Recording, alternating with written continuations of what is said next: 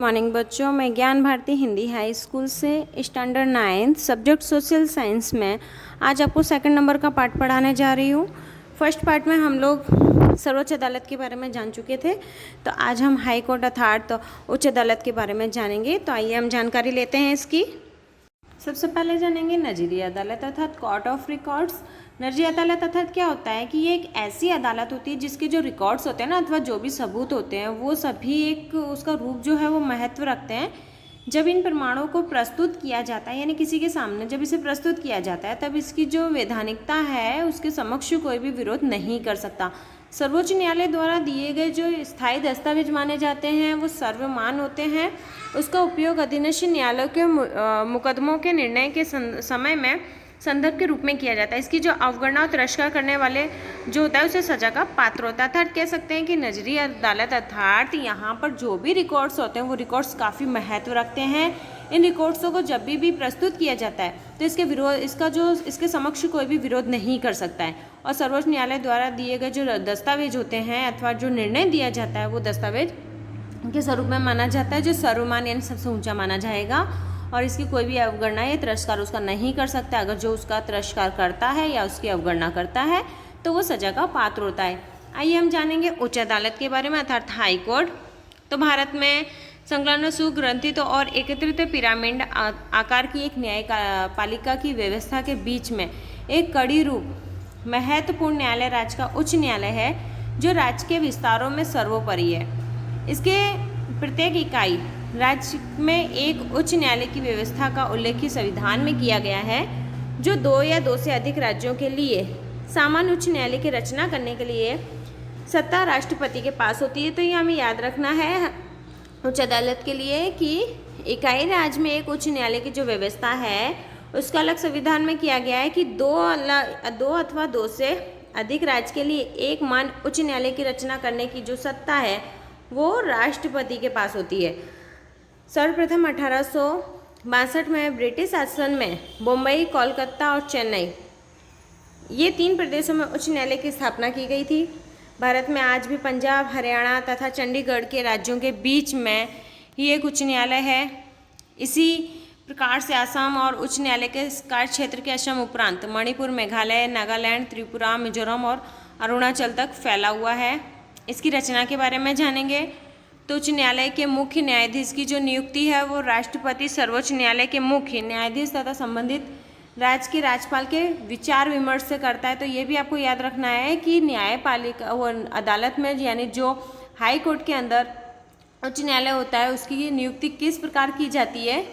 तो जो नियुक्त राष्ट्रपति और सर्वोच्च न्यायालय के जो मुख्य न्यायाधीश होते हैं अर्थात राष्ट्रपति और सर्वोच्च यानी सुप्रीम कोर्ट के जो जज होते हैं उन लोगों के बीच में और राज्य के जो राज्यपाल होते हैं वो लोग आपस में विचार विमर्श करके फिर उच्च न्यायालय के न्यायाधीश को चुनता है। अन्य न्यायाधीशों की नियुक्ति के समय उच्च न्यायालय के मुख्य न्यायाधीश के साथ विचार विमर्श किया जाता है। वास्तव में राष्ट्रपति अर्थात प्रधानमंत्री तथा मंत्रिमंडल की सलाह के अनुसार व्यवहार करने वाले राष्ट्रपति अभिप्रेत है, जिससे प्रधानमंत्री मुख्यमंत्री के साथ विचार विमर्श के अनुसार न्याय अदालत है अर्थात उच्च न्यायालय के जो न्यायाधीश हैं उनकी नियुक्ति की जाती है। उच्च न्यायालय के न्यायाधीश का कार्यकाल जो है वो 62 वर्ष तक की आयु का होता है। अर्थात ये कह सकते हैं उच्च न्यायालय में जो न्यायाधीश होते हैं अर्थात जज होते हैं उनका समय काल जो है यानी काम करने का जो समय है वो 62 वर्ष तक ही होता है। 62 एज तक ही वो लोग कर सकते हैं, उसके बाद उन्हें रिटायर किया जाता है।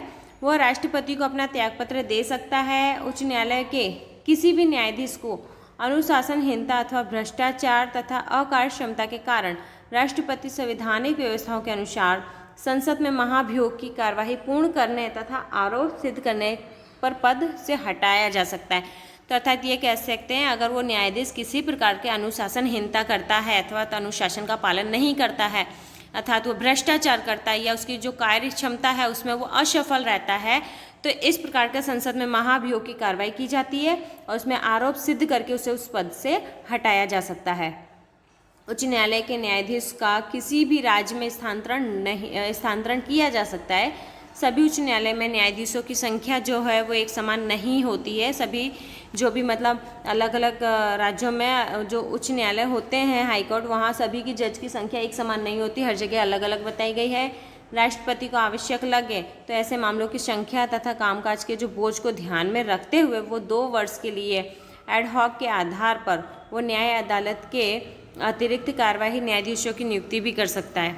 सर्वोच्च न्यायालय तथा उच्च न्यायालय का जो कामकाज है वो अंग्रेजी भाषा में होता है, लेकिन अगर किसी राज्य की विधानसभा अपने राज्य की भाषा में जो उच्च राज्य है तो उस न्यायालय अपना कामकाज कर सकता है। ऐसा प्रस्ताव पारित किया गया है जो राज्य के उच्च न्यायालय में उस राजभाषा के कामकाज किए जा सकते हैं। तो अर्थात ये कह सकते हैं कि उच्च न्यायालय जो सर्वोच्च अदालत होती है वहाँ पर जो कुछ भाषा में काम किया जाता है, तो सर्वोच्च न्यायालय और उच्च न्यायालय में कामकाज होते हैं वो अंग्रेजी भाषा में होते हैं, लेकिन ऐसा पारित किया गया है कि राज्य या उच्च न्यायालय में जो राज्य की भाषा है उस भाषा में भी कामकाज किया जा सकता है। अब उसकी योग्यता के बारे में जानेंगे कि क्या मतलब उन लोगों की क्या योग्यता होनी चाहिए न्यायाधीश बनने के लिए।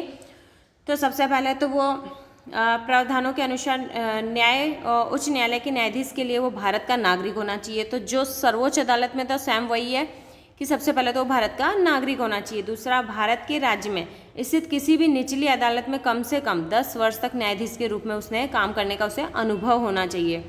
फिर कम से कम 10 वर्ष तक उसने वकालत का अनुभव होना चाहिए। राष्ट्रपति की दृष्टि से वो न्यायविद, संविधान में विशिष्ट अर्थात कानूनीविद होना चाहिए। उसकी उम्र जो है वो 62 वर्ष से कम होनी चाहिए। तो ये सारी योग्यताएं जो हैं ये उच्च न्यायालय के न्यायाधीश बनने के लिए है। फिर जब वो व्यक्ति जब अपना पद ग्रहण करता है तो जब ये मतलब न्यायाधीश यानी जज, जब जज के रूप में उसकी नियुक्ति कर दी जाती है यानी फिक्स कर दिया जाता है कि ये मतलब जज के रूप में घोषित किया गया है, तो उस व्यक्ति को फिर अपना पद ग्रहण करने से पहले राज्यपाल और राज्य अथवा इस संदर्भ में नियुक्ति किसी व्यक्ति के समक्ष उसके पद और गोपनीयता के शपथ लेनी होती है और प्रतिज्ञा पत्र पर उसे हस्ताक्षर अर्थात की सिग्नेचर भी करना होता है। अब हम जानेंगे उच्च न्यायालय के अधिकार क्या हैं। तो इसे 4 भागों में बांटा गया है। पहला है मूलभूत अधिकार। तो उच्च न्यायालयों को नागरिकों के मूलभूत अधिकारों का उल्लंघन अर्थात भंग करने के बदले में कोई भी व्यक्ति सत्ता समूह या सरकार के विरुद्ध आदेश, हुकुम अथवा परमादेश, बंदी प्रदेशीकरण जैसे आज्ञा पत्रों को जारी करने की सत्ता प्राप्त करती है। कंपनी संबंधित विवाह, तलाक, भरण पोषण संबंधित विवाद पर निर्णय लेने की सत्ता उच्च न्यायालय को प्राप्त होती है। तो ये आपको याद रखना है उसके मूलभूत अधिकार में क्या आता है। तो कंपनी संबंधित विवाह, तलाक, भरण पोषण ये संबंधित जो विवाद होते हैं, इस तरह के जो केस होते हैं उसका निर्णय लेने का काम उच्च न्यायालय अथवा हाईकोर्ट का होता है।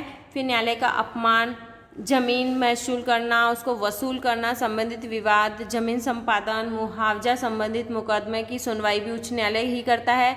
दीवानी और फौजदारी मामलों में निचली अदालत के द्वारा निर्णय विरुद्ध रीढ़ याचिका जो चुनौती देने वाली अर्जी है, कानून चुनौती देने वाली याचिका प्रवेश, उन चुनौती का पार्टीशन जो है वो भी उच्च न्यायालय ही की जाती है। फिर इसके विवाद के बारे में जानेंगे। तो विवाद संबंधित अर्थात अपील अधिकार में तो उच्च न्यायालय के कार्य में जो क्षेत्र हैं उन क्षेत्रों में राज्य के स्थित निचली अदालत के निर्णय के विरुद्ध उच्च न्यायालय की अपील की जा सकती है। ऐसी अपील जो है वो क्षेत्राधिकार होती है। उच्च न्यायालय अपने अधिकांश न्यायालयों के ट्रिब्यूनल्स में फैसलों के विरुद्ध अपील को स्वीकार कर पर उसे सुनवाई करता है। फौजदारी न्यायालय जो है उसमें न्यायाधीश जब आरोपी के गुनाह के बदले 4 साल से अधिक सजा सुनाई हो और उस फैसले के विरुद्ध पक्षकार उच्च न्यायालय में अपील कर सकता है। अर्थात ये कह सकते हैं फौजदारी न्यायालय अर्थात मैंने बताया था आपको किस केस को कहते हैं। तो उस प्रकार में जब आरोपी को अगर 4 साल से भी अधिक सजा सुनाई दी जा रही हो तो उस फैसले के पक्ष में यानी विरुद्ध में जो पक्षकार होता है वो न्यायालय में जाके अपील कर सकता है। फौजदारी न्यायालय के फैसले विरुद्ध हत्या के आरोप में मृत्यु दंड की सजा सुनाई हो उसके विरुद्ध में उच्च न्यायालय में अपील हो सकती है। तो इस प्रकार के जो कार्य हैं वो विवाद संबंधित में होते हैं। फिर है प्रशासनिक अधिकार।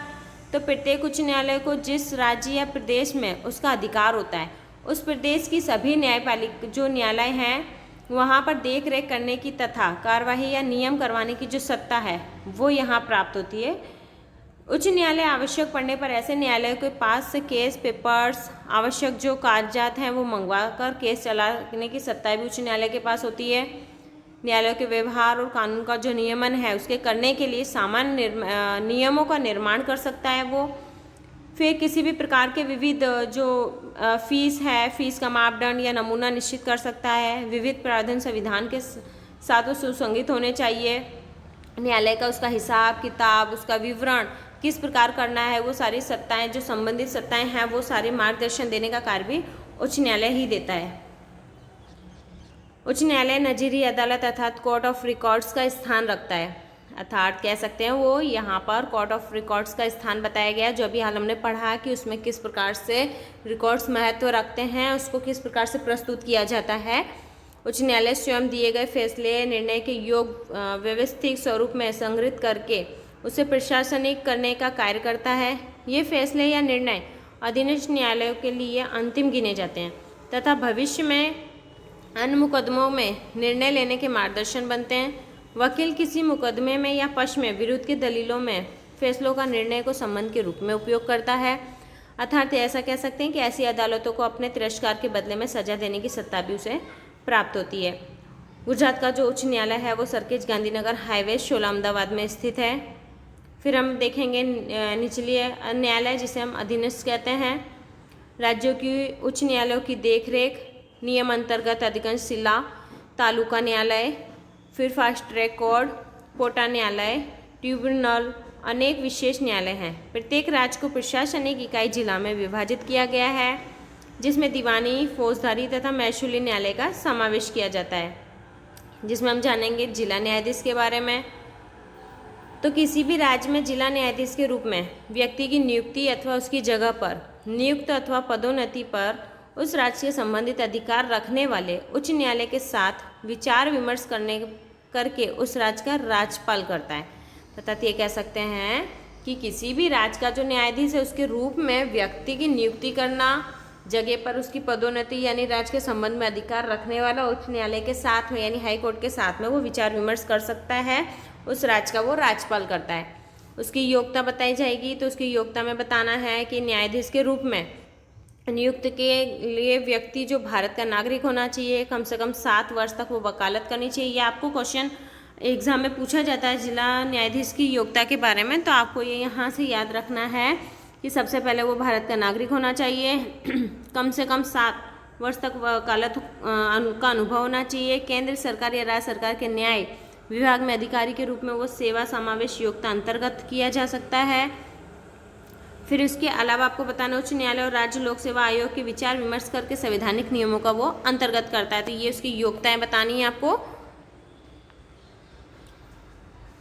जिला न्यायालय में दीवानी मुकदमों यानी कि सिविल मैटर की सुनवाई जो है वो न्यायाधीश करता है, उसे जिला न्यायाधीश तथा फौजदारी मुकदमों की सुनवाई जो है वो मजिस्ट्रेट करता है, उसे सेंसर न्यायाधीश कहा जाता है।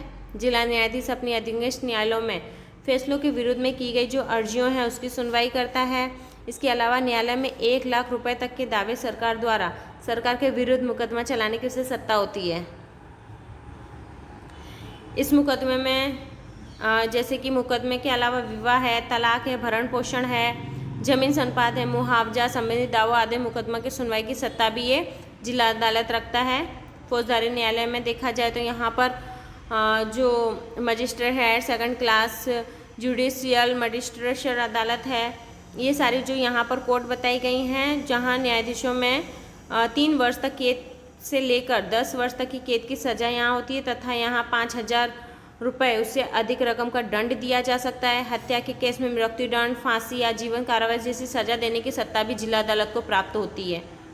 तो ये आपको ये पूरा अंडरलाइन में कर दे रही है, ये आपको ये पूरी लाइन याद रखनी है, ठीक है, किसके पास कौन कौन सी सत्ताएं हैं वो। इसके अलावा जिला में स्मॉल काज कोर्ट, फैमिली कोर्ट भी होती है। जमीन लगान के केसों के लिए राजस्व अदालत तथा मजदूरों के विवाद के लिए लेबर कोर्ट की रचना की गई है।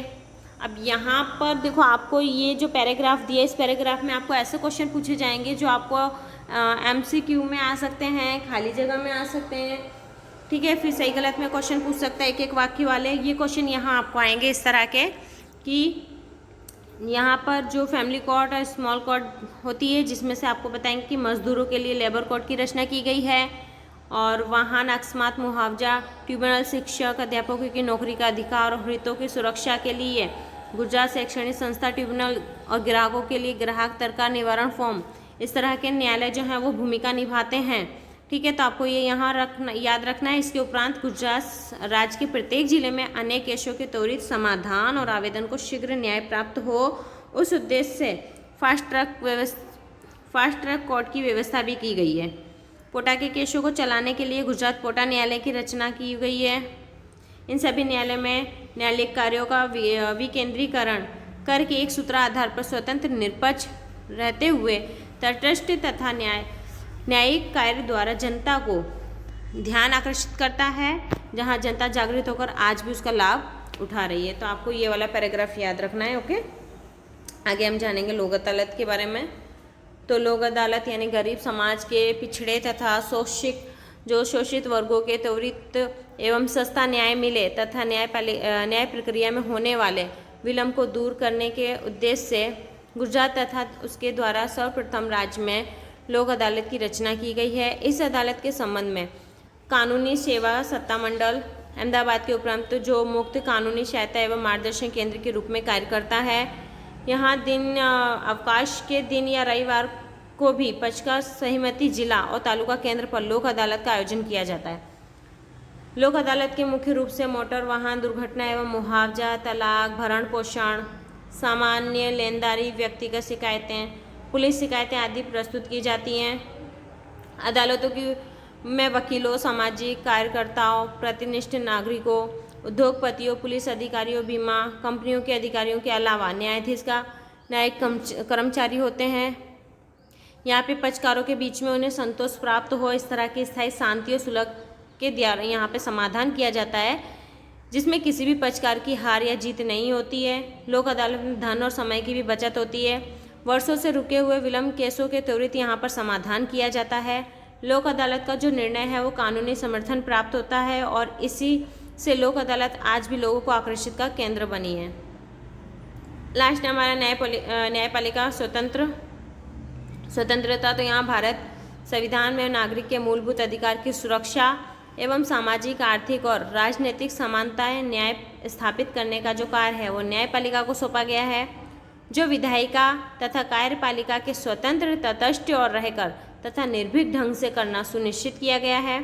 न्यायपालिका का कोई भी कदम सरकार के पक्ष में अथवा सरकार के विरुद्ध पक्षपातपूर्ण नहीं होना चाहिए। तो यहाँ पे ये बताया गया कि न्यायपालिका किस लिए है, तो यहाँ पे आपको बताया गया है कि सुरक्षा, सामाजिक, आर्थिक, राजनीतिक, सामाजिक न्याय स्थापित करने के लिए काम इसे सौंपा गया है। इसके अलावा विधायिका और कार्यपालिका को स्वतंत्र रूप से यहाँ निर्भीक होकर और ढंग से सुनिश्चित किया गया है और ये किसी भी प्रकार का इस प्रकार कदम नहीं उठा सकती जो सरकार के विरुद्ध में या पक्षपात में हो। न्यायाधीशों की नियुक्ति के संबंध में योग्यता का स्तर, नियुक्ति की प्रक्रिया, वेतन भत्ता, फिर पदोन्नति, स्थानांतरण, सेवानिवृत्ति आदि सुस्थापित विविध अनुसार संवैधानिक प्रावधानों के अधीन कार्यपालिका में द्वारा निश्चित किया जाता है। राजनीतिक प्रभाव या मनमाने ढंग से कार्यपालिका किसी भी न्यायाधीश के उसे पद से हटा नहीं सकती है। वेतन और भत्ता, जो नौकरी की शर्तें हैं, पदोन्नति है, स्थानांतरण, निवृत्ति का लाभ, पेंशन, फंड, इन सभी मामलों में उन्हें नुकसान हो, इस प्रकार का कोई भी वो परिवर्तन नहीं किया जा सकता है। न्यायाधीशों के कार्यकाल के दौरान उनके कामकाजों के फैसलों के संबंध में संसद या विधानसभा कोई भी चर्चा, उस पर टीकात्मक प्रतिक्रिया की जा सकती है। सेवानिवृत्ति होने के बाद कोई भी न्यायाधीश किसी भी न्यायाधीश में वकालत नहीं कर सकता है। तो ये बताया गया सेवानिवृत्ति होने के बाद कोई भी न्यायाधीश यानी कोई भी जज है तो किसी अन्य न्यायालय में यानी कोर्ट में जाके वकालत नहीं कर सकता। जज होने के बाद वो वकील का काम नहीं करेगा। इन सभी प्रावधानों के पीछे मूलभूत उद्देश्य न्यायाधीश निर्भयता पूर्वक, ईमानदारी तथा स्वाभिमान के साथ स्वतंत्र तथा निष्पक्ष होकर अन्य कर्तव्यों का पालन कर सके तथा जनता को सच्चा, पारदर्शी, त्वरित न्याय प्रदान करे। भारत संविधान द्वारा न्यायपालिका को स्वतंत्र और निष्पक्ष, तटस्थ, एक सूत्री तथा विशिष्ट स्थान दिया गया है, जहां पर सर्वोच्च न्यायालय के सार्वजनिक स्थित के दावों, सार्वजनिक जो हित है उनके प्रश्नों को सार्वजनिक हित की समस्या के लिए हल करने के लिए एकमात्र जो पोस्ट कार्ड अथवा सामान्य पत्र द्वारा की गई शिकायतों को सार्वजनिक हित की शिकायत के रूप में स्वीकार करने के हेतु सर्वोच्च न्यायालय में कार्यपालिका को समय समय पर आवश्यक आदेश दिए गए हैं, जिसके कारण न्यायपालिका की सक्रियता जो है उससे लोगों को दिखाई दे। इन सभी न्यायपालिका के बीच करीबन 3.5 करोड़ से अधिक मुकदमे केस हैं। अपर्याप्त न्यायालयों में न्यायाधीशों की एवं अन्य स्टाफ की कमी के कारण न्यायालय में होने वाले अक्षय विलंब को रोकने तथा लगभग 1,500 से अधिक पुराने और अप्रस्तुत कानून को बदलने की तैयारी वर्तमान सरकार ने की हुई है। तो इस प्रकार से ये हमारा चैप्टर कंप्लीट हुआ। आपके ये स्वाध्याय दी हुई है। स्वाध्याय के क्वेश्चन जो हैं वो आपको आपकी नोटबुक में लिख लेने हैं और हमारे इस वीडियो को लाइक करें, सब्सक्राइब करें, जिससे आने वाले वीडियो जो हैं वो आपको समय अनुसार मिलते रहें। Thank you.